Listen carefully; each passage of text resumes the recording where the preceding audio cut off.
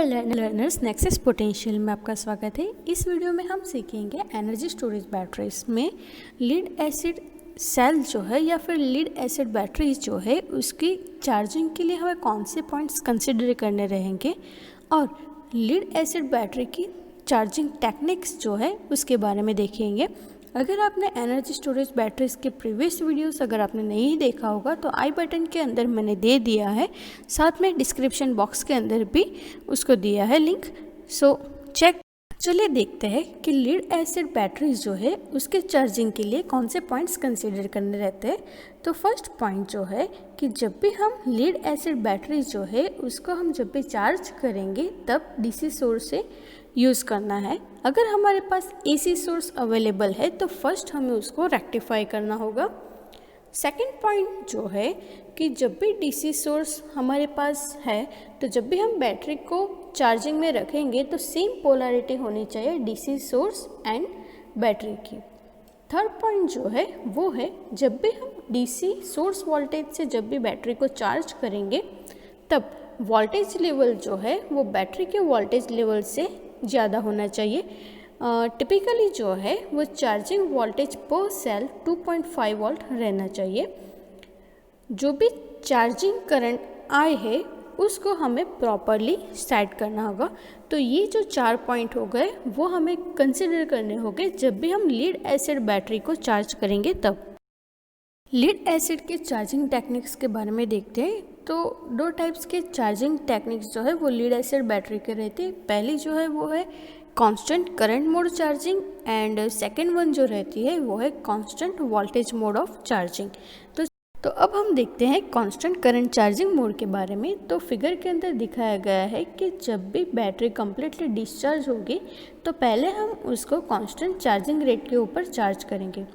तो फिगर में आपको दिखाया गया है कि पहले हम टर्मिनल वोल्टेज को धीरे धीरे इंक्रीज़ करेंगे, उसी टाइम पे चार्जिंग करंट की वैल्यू हमें कांस्टेंट रखनी है।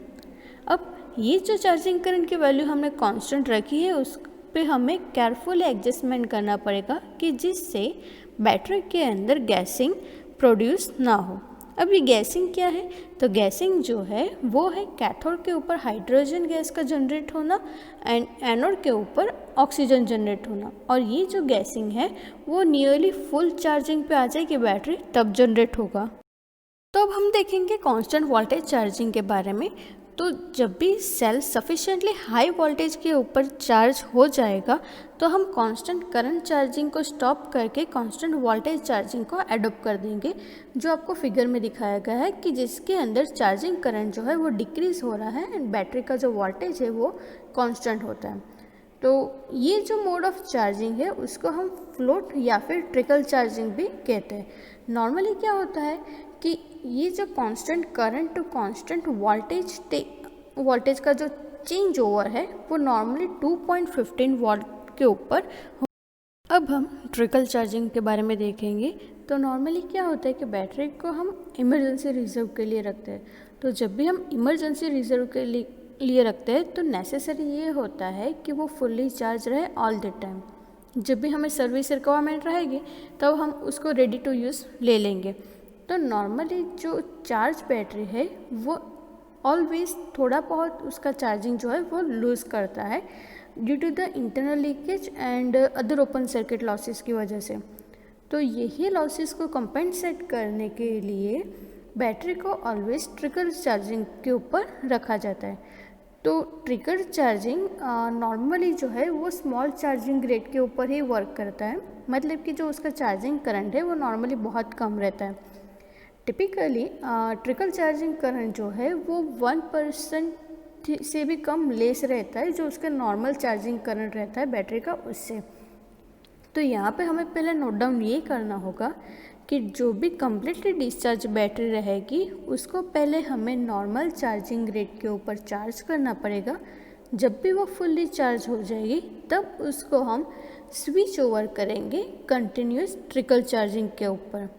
अब ये जो ट्रिकल चार्जिंग है वो नेसेसरी रहेगी कि battery always fully charge condition में रहे और इसके अंदर जो है वो चार्ज जो लॉस्ट होता है उसको कंपेंसेट करने के लिए हम ट्रिकल चार्जिंग यूज़ करते हैं।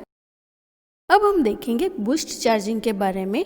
तो नॉर्मली लीड एसिड सेल जो है वो कम्प्लीटली चार्ज नहीं हुई हो या फिर पीरियोडिकली हमने उसको कम्प्लीटली चार्ज नहीं किया हो, तो लीड सल्फेट जो है वो फॉर्म होता है डिस्चार्ज के ड्यूरेशन में, कि जो लीड ऑक्साइड या फिर लीड के अंदर कन्वर्ट नहीं होता है। तो ये अनरिड्यूस जो लीड सल्फेट है वो प्लेट के ऊपर डिपॉजिट होता है। तो ये जो प्रोसेस है उसको हम बोलते हैं सल्फेशन प्रोसेस। तो ये जो लीड सल्फेट मतलब कि PbSO4 है कि जो टाइनी क्रिस्टल के फॉर्म में प्लेट के ऊपर डिपॉजिट होता है, वो ग्रेजुअली इंक्रीज होता है साइज़ के अंदर, अगर वो चार्जिंग के ड्यूरेशन में रिड्यूस नहीं हुआ तो।